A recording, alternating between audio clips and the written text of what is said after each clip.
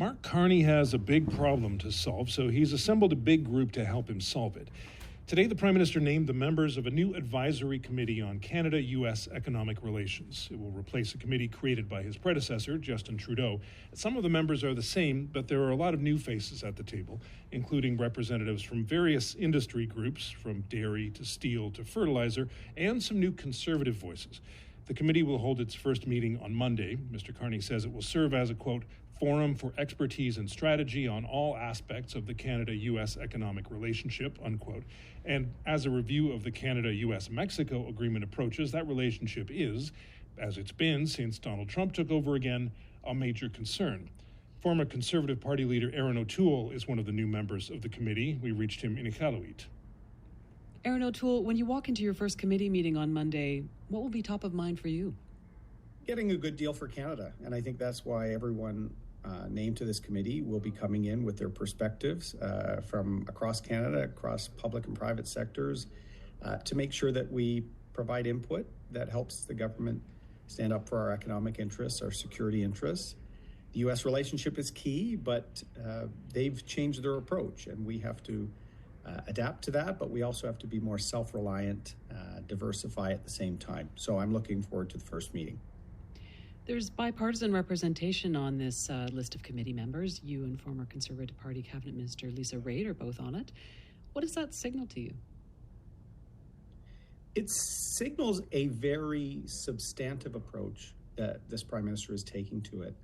I found in the past that there was a lot of symbolism in the negotiations under Mr. Trudeau, and I didn't feel there was a true Team Canada. So when I said that I would want to be able to speak a little bit about this role, I would want to be able to give a heads up to Pierre Poilievre and Michael Chong from my old political caucus from my days as an MP. I didn't want to be used as a wedge. I wanted to be used as a Canadian that cares deeply for their country. And I think that's why everyone on that list is dedicating some time. And I was assured that this was not symbolic, it was substantive. They were fine with all the points that I raised when I was asked. So I look forward to contributing, at some points pushing the government on things I think might be the wrong direction.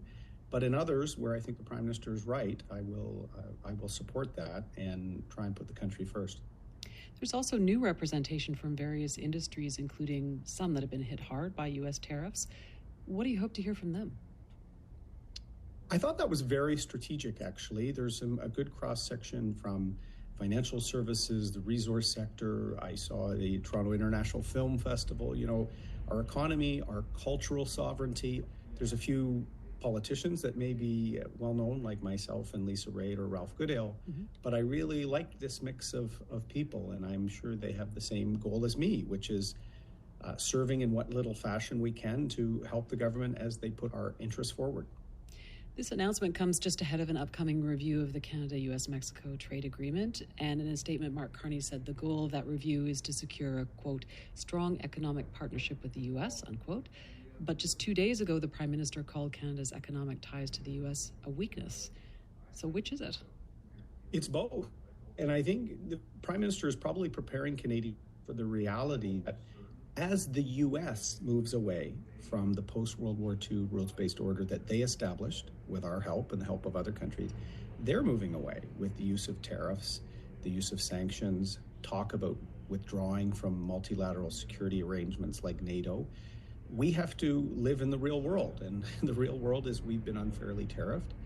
And so we prepare for that new world, the rupture, as per Mr. Carney's speech in Davos, while also trying to restore a professional and mature relationship with the United States. So I hope we can get back to that. But if not, we will stand up for our interests and come up with diversification and other measures to make sure that Canadians are provided for. What strategy do you think Canada should take in response to the U.S. shift? I think we have to find areas of common cause, and I do think we have to have a strong and resolute position. But common cause could really be found in the defense industry or auto industry. The U.S. needs a focus on shipbuilding. Well, we've been building ships and have some of the most modern shipyards in North America right now, in Halifax, in Vancouver, in Lévis, Quebec. We have things that they need, energy and resources in particular. And I think we have to make the case for that better. That's something that Pierre Poilievre's also been raising. Conservative leader Pierre Poilievre has been critical of Mark Carney's performance when it comes to U.S.-Canada trade relations. Here's some of what he said in response to today's announcement.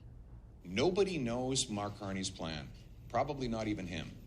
He hasn't even told us whether he wants to renew USMCA. And if he doesn't, okay, tell us how he's going to replace the $600 billion of exports.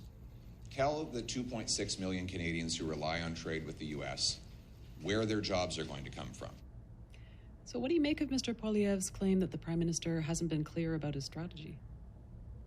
Well, I think Mr. Poilievre has a job to do. In our democracy, he has to hold the Prime Minister to account. He has to demand a resolution of the tariff situation, which has really hurt Canadian manufacturers. I think the one challenge the Prime Minister will face, and I say this respectfully, is he set expectations quite high in the election. And I think a lot of Canadians see his international experience and his business experience as being good for negotiations.